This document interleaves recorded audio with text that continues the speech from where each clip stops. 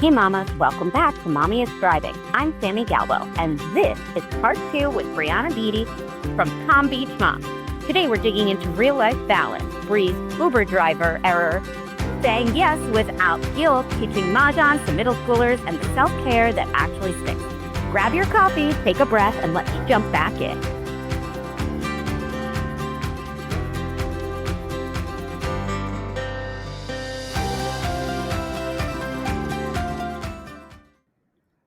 So my youngest is 9, and I am in my Uber driver era, 100%.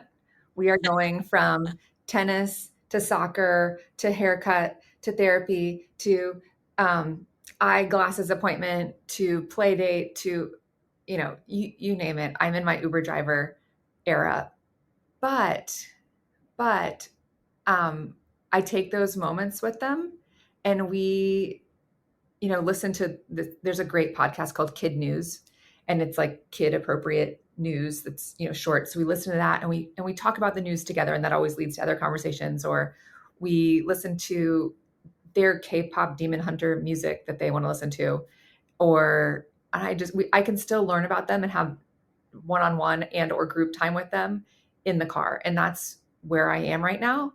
And it's fun and I love it. And then summertime, we slow down and we leave town as a family, and that's a different thing, which I also look forward to. But this Uber driver era that I had last year for the first time, and then this year's, it's shaping up to be another one.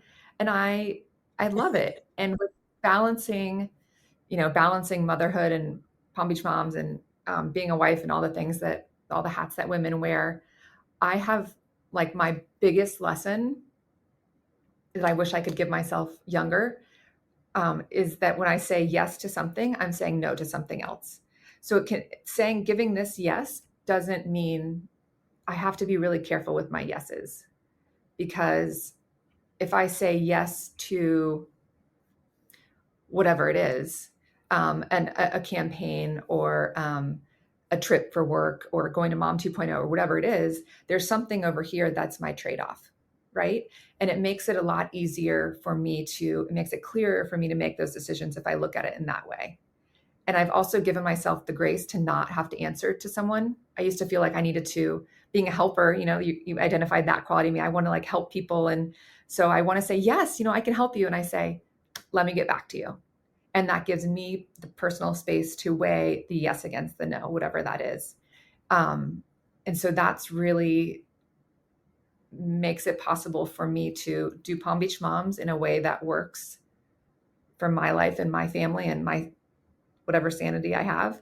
And that also works for me. So I can weigh those out. And I've never had that balance before in my life. I was before I had kids, I never had that perspective or that balance. And having that now, I feel the most balanced I ever had. Even with 3 kids, even in my Uber driver era, I really feel balanced. I mean, knock on wood, something could, whatever. But with that peace of mind, I really feel like I'm protecting my peace and protecting my family. And that's how I'm able to balance it. I don't get to do all the things. I don't get to show up to all the book clubs and all the whatevers I want to do, but that's not my season. And I'm joyfully participating in everything that I say yes to.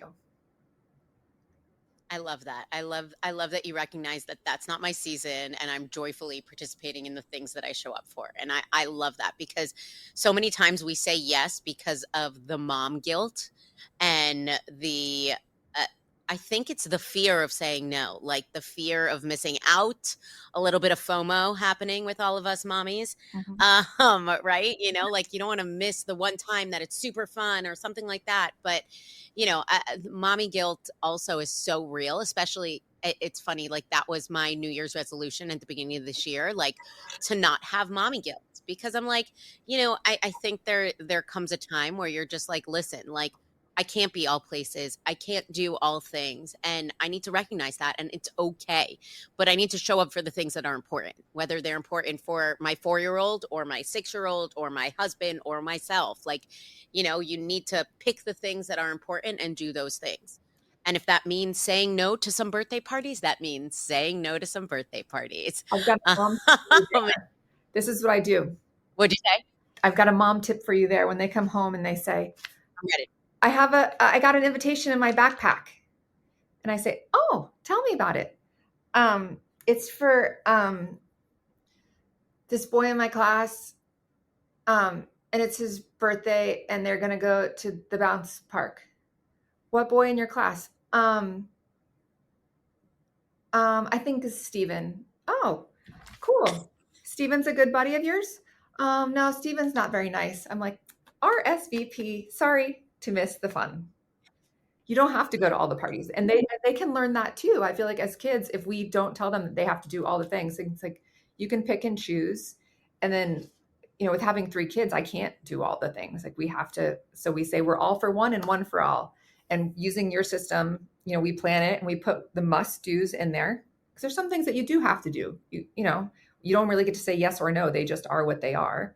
So you put those on there and then you can fill in the blanks, but like leave some empty spaces to have just like to play Candyland as a family or to watch a movie or to go play at the park together. Like have some non-planned space in your life. Activities. I love that. Yeah. Or to watch K-pop Demon Hunters for the 15th time. I'm pretty sure that they can recite it. Right, exactly. That's it.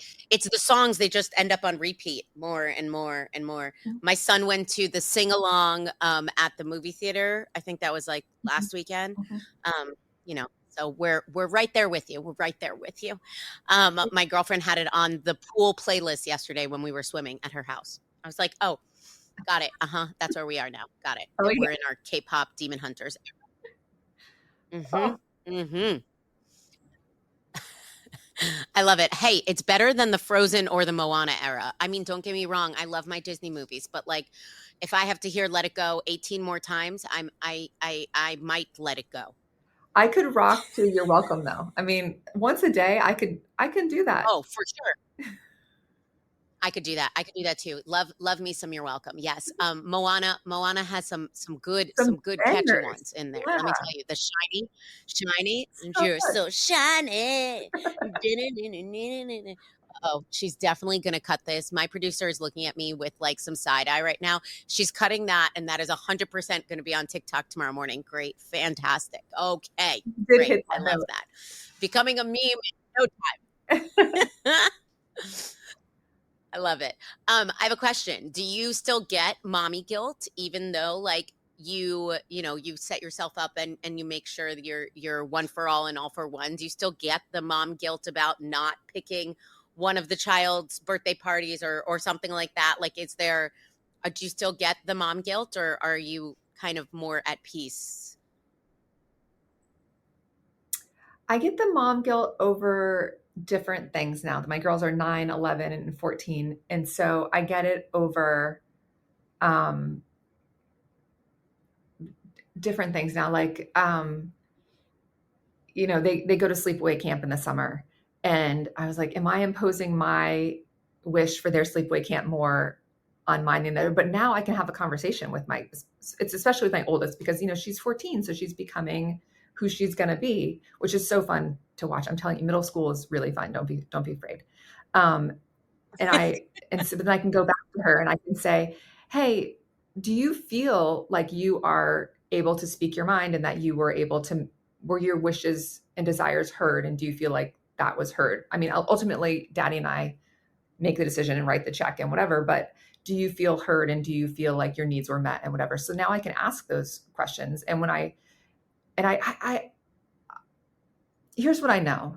I can't remember the last time I had mom guilt. I have little moments like that where I have to go back to them and say, hey, I lost my cool a little bit in the car today. I'm sorry. But now my kids, they're old enough where they'll say back to me, well, I was really rude to you. And I apologize too. So I can't remember the last time I had genuine like that, like gut feeling mom guilt. I think turning 40 was really helpful with that, maybe. And the saying, yes and no is really helpful. And I talk to my kids about my philosophy, and we've been growing up together. I keep on telling, this is my first time being a mom. I know this is your first time being a 9-year-old and an 11-year-old, 14. Like, life's complicated. We're all learning together. But yeah, no, I can't say that I've had recent mom guilt that I can reference. That feels good. I love that. That does feel good, right? Like, that's amazing to recognize that, like, no, like, now I'm at a place where I can have those conversations, and it's not the typical, like, no, you're feeling bad about not doing something or being somewhere else when you wanted to be somewhere else. And now you can have those conversations and understand it better. I love that. And I love how you describe growing up together. Like, I always say that with my husband. My husband and I have been together for almost 18 years. So I say that we truly grew up together.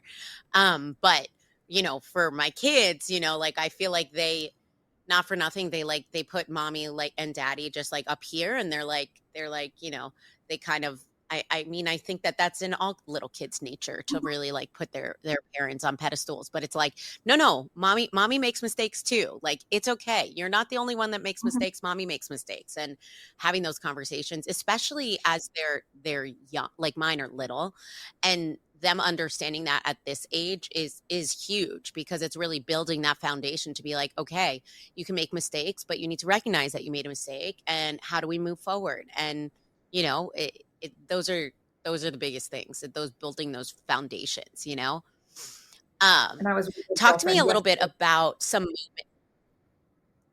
Go ahead, tell me. No, tell me.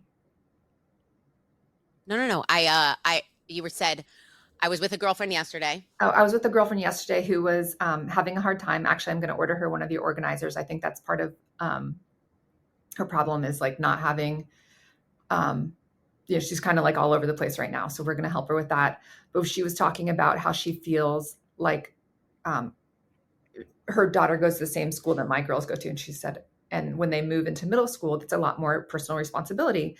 She's like, I'm just stressed out trying to help her figure out her homework and whatever. And I said, you got to let that go.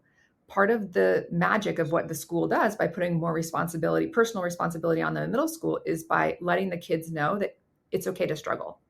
Life has struggles, and we're going to give you tools to help work through it, but you can do hard things, and you can have struggles, and move through it, and learn from it, because life isn't always going to be easy. So as a parent too, like, getting rid of something from you as a parent is, you don't have to make everything easy or perfect for your kids.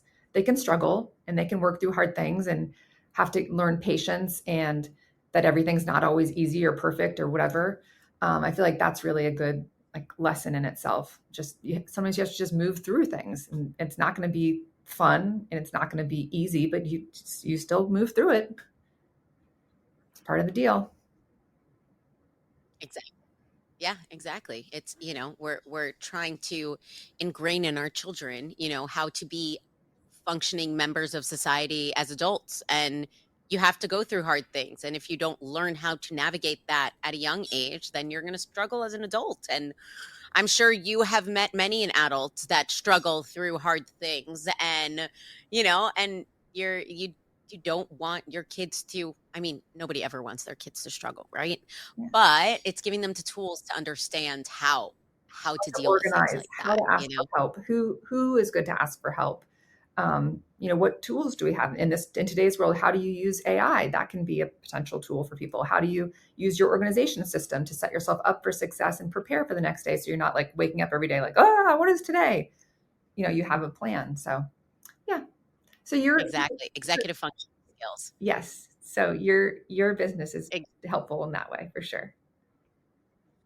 Well, thank you. Thank you so much. Mhm. No, I totally agree. I think that, moms struggle with executive functioning skills because we're doing it for everyone around us, right? We're doing it for ourselves, we're doing it for our kids, and we're doing it for our spouses and our family and our homes and at work and everything else. And we're not teaching those skills, and we'd rather just take all the burden on ourselves. And that's the problem, right? Like, you can't keep going if you have all of this stacked on top of you. So it's so important to teach the younger generations these skills and to teach them ourselves, right? Using a wall organizing system like OneThrive really helps kind of take the mental load out of here, and putting it somewhere where you can look at it and check things off. There's such a there's such a satisfaction that you get when you check off something on that to-do list. Let me tell you, I love a to-do list. I love crossing things off. And my son just started down here. They give elementary schoolers like a planner. And so he has to write his homework every day and then he crosses it out, Oh, so and he loves doing it. He loves doing it. And I'm like, yes, because I'm like, okay, that's the same way I am, like I love crossing it out. I love crossing it out. yeah, for sure. Question for you. What have your kids taught you that has influenced how you show up as a businesswoman and a community leader and entrepreneur? Give me something. That's a good question. I have one child who has some learning differences, and she's definitely been a great teacher for me, and like letting go. Like I thought when we enrolled her in pre-K that we had found our school, went through 8th grade, and I was like, hey, for the next, 9 years, this is where she will be. And any other siblings that come after her, this is where we will, this is what we do. And she's going to do ballet because she's in ballet today. And all my girls are going to do ballet. And this is how our life will be. And she's really taught me that, that you just have to be willing to be flexible and learn from life and move with life. And we're in a much different place than I thought we would be, with schooling and with everything, honestly. But they've taught me to be flexible. I can be a little rigid. I like my checklist. I like my plan. I like my order. And they really taught me to be more playful and more fun and open to the world as it comes. I love that.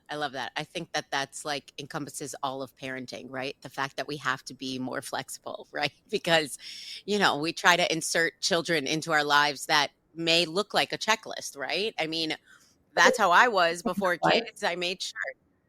What'd you say? Kids were not going to change my life. Like other people's like sticky crying kids in a restaurant, like absolutely. Like my kids were, no, that's not how it was going to go. And then here you are. Right, exactly.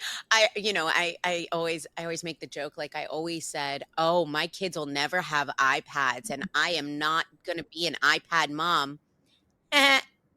Yeah, the first time you get that 10 minutes of silence because they're staring at a screen, you're like, oh, like all the angels come out and you're like, what did I just do? Steve, what did I do? I mean, I know exactly, right? Thank you. And also, I think you might have ruined us, but like, it's fine. We'll figure it out. We'll take the good with the bad. We got time. We appreciate it. Right. I got the parental controls. I got all the things. Like we have different rules for weekends than during the week. Like we're making it work here. We're making it work here. I'm like, I feel like with my son, my first, you'll laugh at this. I did not let him look at a TV or have any screens around him until after he was 1, right? Like I stuck by it, right? Like before 1, no technology, right? And then after 1, everything changed. Also my son turned 1 during COVID. He turned 1 in 2020. In July. And so, once we were in lockdown, everything kind of changed with the no screen situation. But, and then my daughter had there was no technology till 1 with her because she grew up and her brother had an iPad. So it was just, is what it is with that one. So, you win some, you lose some. Now, my son that did not have technology until he was 1 loves an iPad way more than my daughter. My daughter could do without the iPad. She wants to play. She wants to get on the floor. I'm like, isn't that interesting? Like you have always been exposed to it and you could care less. But like him, he loves his soccer videos and more soccer videos and a little bit of playing a FIFA or FC or whatever it's called now. Yeah. Ooh, we're a little bit over for time. How are you for time? I'm good. Yeah. Okay. Okay. Well, we'll do like a couple more and then we'll wrap up. Perfect. All right. Oh, I like this question. I want to go into some of your self-care techniques, because I feel like and not for nothing, I feel like you are in such a good mental health space. I just feel like you're really good at being present. Like, I feel like when we have our talks, like, you're just really there, and I love that. So Aw. moms often put themselves last. I'm always feel like it's everybody before mommy. What are your go-to self-care practices that you try to protect time for every week? Or what are the things that you put on your board of self-care things that you have to get done? I can say right now that it's a lot, but they're all kind of small. And that's so mom to try and like diminish what we do for ourselves. But I meditate for 10 minutes a day without fail. I have to. I try and get to hot yoga once a week because I also kind of have to. That's awesome. And then I lift heavy weights 3 times a week. And it makes me feel better. It makes me sleep better. Oh, and sleep. I do not mess with my sleep. There is no reason that I will be out of my house after midnight. We had a dinner. I'm going to get a grandfather clock too, because we had a dinner party the other night and people didn't leave my house until after midnight. I was like, excuse me, I need to be in my pajamas 2 hours ago. So maybe 3. If you could leave, like I gave them parting gifts. I was like, thank you so much for coming. And no one wanted to leave. My husband loves it. He's like, my husband would never let anyone leave if he had his way.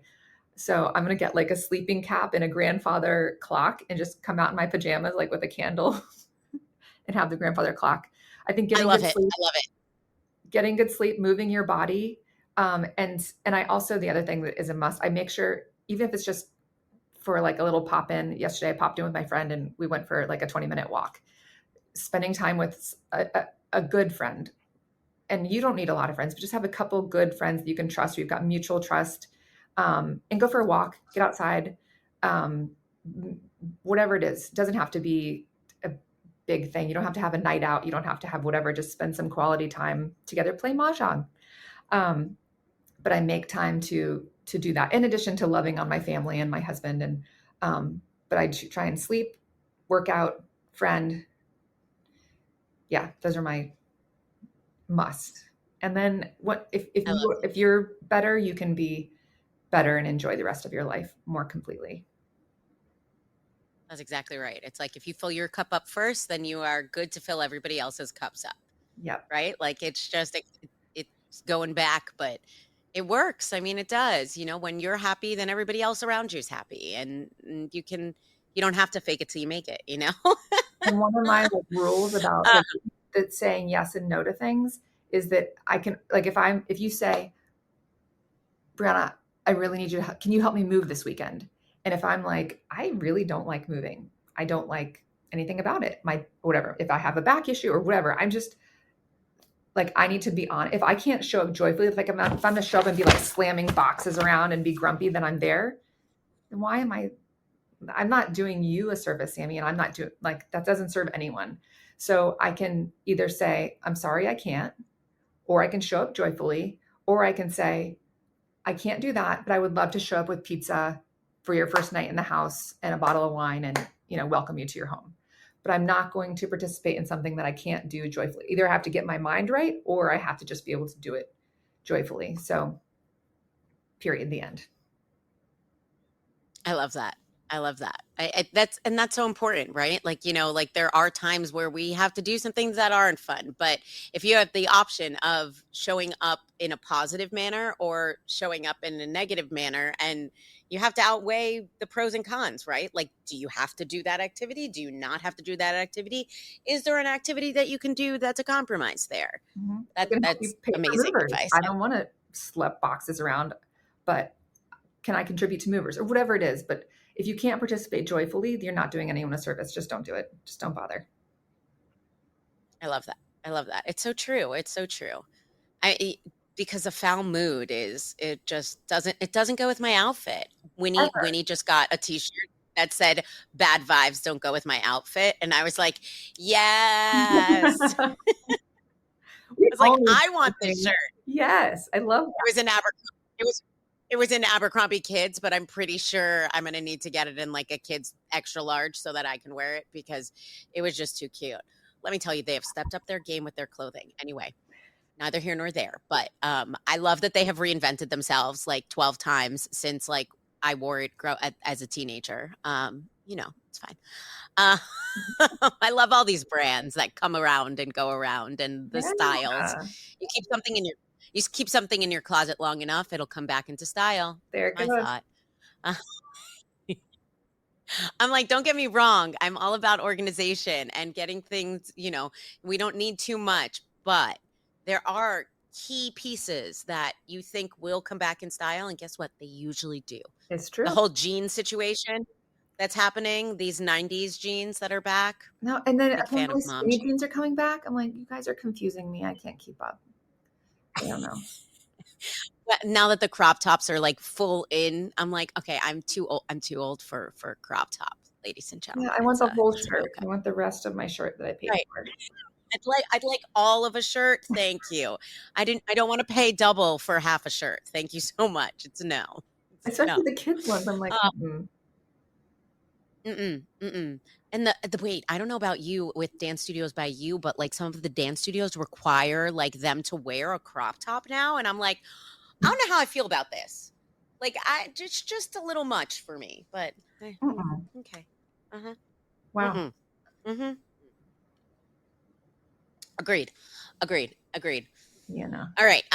Let me get some tips and tricks from you. So we'll just do a couple more, and then we'll wrap up here. But what advice do you give to business owners looking to reach moms in authentic ways? I mean, I know you're running Palm Beach Moms, and you have a lot of advertising opportunities there and things like that.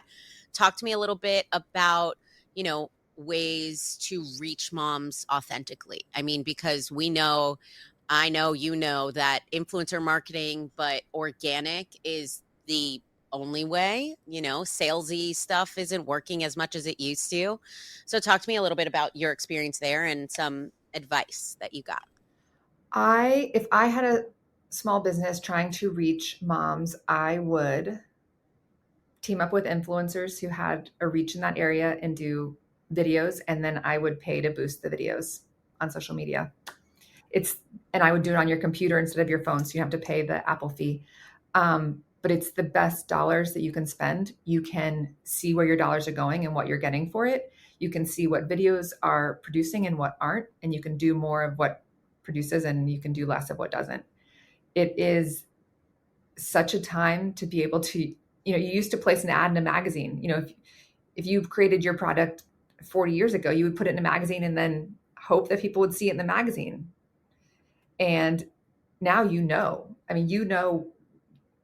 true live time, how many people are seeing that ad, how many people are interacting with it, what your ad dollars are actually getting you. It's remarkable. That is definitely what I would do. I love that. Yeah, it is. It's astounding, all of the information that we can get now. Like the AI in that regard is a little nutso. Where do you see Palm Beach Moms going in the next 5 years? What is your 5-year plan?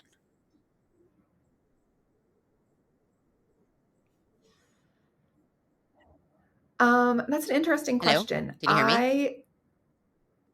I can hear you. Okay. Go. Just making sure.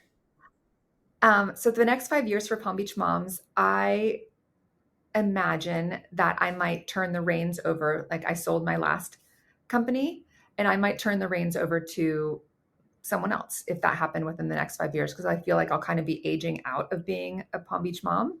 And as much as I could still run it on the back end, I feel like it's better served for someone who's really active, boots on the ground in the community. And when my kids are getting older, I feel like that might not be authentic anymore for me. So I can see that happening in the next 5 years for sure. And it kind of like makes me have a little feeling to say that. But if the right person came along and wanted to purchase the company, I definitely think that it would be possible in the next 5 years. I also have been learning about functional medicine, and I have a idea and a concept for an online business, and then potentially an in-person business, a wellness endeavor, because I'm really into my wellness. And that might be on the plate as I transition over. So yeah, I mean, who knows? Who knows? But Palm Beach Moms won't go away. It'll still be there to Exactly. help and support moms for as far as I can I love that. imagine. I hope so. From your mouth to God's ears, right? No, this has been such a beautiful conversation today. But before we wrap up, what's one piece of encouragement you'd leave for other moms listening today? I love ending on a note of inspiration. So, what you got? What you got for me? That you're doing a great job. If you care enough to be looking for advice and inspiration, you're doing a great job. And your kids know that and they feel that. So you're doing a great job. I love that. I love that. I'm titling this episode, You're Doing a Great Job. Aww, You're doing a great job. I mean, I think that we all need it, right? You are doing a great job. I really thank you so much for speaking with me today. It was fun. It was insightful. I think that this will resonate with so many moms. And I really just appreciate you and all that you do, and creating that community that is Palm Beach Moms is hard work, and you are amazing and inspirational, and I love it. And the fact that you're teaching Mahjong to middle schoolers just like puts you up even more a level in my head, because mama, I can't. No. Mm-mm. I'm gonna nail I'm you. Like, it's you and Little League. What'd you say? I'm gonna nail you down. I'm gonna teach you. You're gonna love it. Okay, I'm excited. All my girlfriends are like, yes, please. Yay. Well, thank you so much for being on the podcast today. I hope you enjoyed this convo. I hope you took away something from today, and I can't wait to speak with you again soon. So, Briana, thank you so much. I am so happy to have you here. Thank you for having me. It was a pleasure. I look forward to more. Yay! All right. Thanks for everyone for listening. We'll talk soon.